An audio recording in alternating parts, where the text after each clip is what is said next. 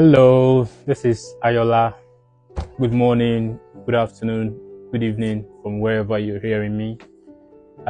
Based on popular demands on my on the post I made a couple of days ago, if I'm right, uh, people said, my fans said they would love to hear about my personal life, about how I migrated to the UK and how I went through the whole process of getting admission into Oxford, uh, and how I've been doing so far and how I've been able to escape through the hardship, everything that has to do with my migration and the process. And there's one thing I'm assuring everybody listening to me right now: I would never ask anybody for money. I will never ask anybody for assistance of any kind. So if you're seeing this video as being useful for you, use it. I'll be sharing so many vital information on how I get to, do all my processing, starting from having to apply, because I did everything myself, which means you can also do it yourself through this whole process. Yes. Yeah. So I'll be starting from the scratch, from the very scratch, which is going to help everybody listening to me right now. And basically, I'm just not happy about what is happening currently in my country. I'm a proud Nigerian anywhere I go to, but we'll do our best to help everybody we can help get admission, because the next admission will be September. So, and this is April. So if you can listen to me, if you can follow this step-by-step process of what I'll be communicating here on this platform, I'm sure you can be the lucky one to join us in the UK or in the US. Yeah, I've been to the US before also. So, all these things are very easy to do, not much as you know the process. You don't need to pay anybody. You don't need to, you don't need to give anybody money for anything. It's really easy. Just follow the process. I'm here so that you won't fail in whatsoever process you're trying to do to gain admission into a university abroad. So I'll be starting from your credentials, which is one of the most important part of migration. You have to have uh, the acceptable credentials, the credentials that will help your process to be easy, and that will make the whole thing, very smooth for you. Yes. So firstly, if you're applying, because I'll be talking basically on masters and BSc and PhD. I've completed my master's program in one of the universities here in Oxford, and yes, it's been a journey, and I would like to share everybody listening to me the journey and the process. It doesn't, you're gonna definitely spend, but in as much as you understand the process, it's gonna be very easy and smooth for you. Yeah. So firstly, you need to understand the course you want to come and study abroad. Like I said initially, you can have a business administration BSc and come here to study nursing. Yes, it's possible.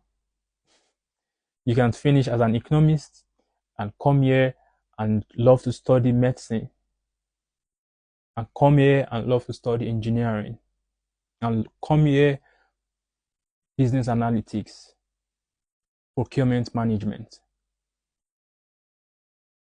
cybersecurity, project management. So it all varies on what you are able to determine yourself to come and do, what you know you're going to thrive in easily, because this also is very, very important. You have to understand that thriving easily will make you know your path once you arrive abroad. If you go to our Nigerian airport today, you will see thousands of people flying out of Nigeria every day, even with the fact that things are really, really expensive, exchange rate is really, really crazy. People are still flying abroad to study. Why? The situation of our dear country, the economic crisis, the insecurity, and everything happening. It's really, really peaceful here. Very, very peaceful. But you need to know the path you're going to be following. So this path is going to help you channel your energy on how to go about your daily lives, on how to go about your career path. And, because you will definitely meet people that will tell you this, tell you that. But you on your own, knowing what you want, it might take you 1 year, 2 years, but knowing what you want will definitely make you thrive on the long run. So make sure you have these documents in place. The number one document that is very, very important before you think of uh, applying to study abroad, or before you think of probably coming abroad to work, because in this video I'll also be talking about how you can get job, sponsorship job, and how you can get, things easily abroad. And I'll be in the comment section also to also listen to whoever have any question to ask. So this video will be focused on studying abroad and getting jobs abroad. So, there are some people that don't have the money to come and study abroad, that wants to learn how you can apply for jobs from Nigeria or from any part of the world, and the company will sponsor you. They will sponsor everything, be it your visa, be it your ticket to fly, everything. So I'll be talking on all these. Yes, I have friends, and if peradventure I can invite some of my friends that have been lucky to get sponsorship from Nigeria, I would also invite them to this platform to share their experience. So one major factor that is very, very important for you before you can think of migrating to study abroad or to come and work abroad is your passport, your international passport. So if you don't have an international passport, you need to do one. You need to have one. It's not expensive. Try to put up your money together. Go and get an international passport. Go and get an international passport. It's very, very important. So today I will only be listing the things you need to have to study abroad. So in our next class, we'll be working towards how we can get these documents together. In our next class, in our next section like this, I'll be teaching on how you can write your statement of purpose, your CV or resume, how you can get your reference letter from your university, how you can get a reference letter from your job. If you don't have a permanent job, don't worry about that. I'll teach you on how you can do that, because it's also very important. First of all, your international passport is very, very mandatory.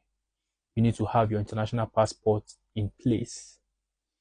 Your statement of purpose is also very, very important. Your CV or resume, your reference letter from your university, and your reference letter from your work. Don't worry about all this. I'll be telling you how you can put all these documents together, and I'll show you step by step on how we can do this together.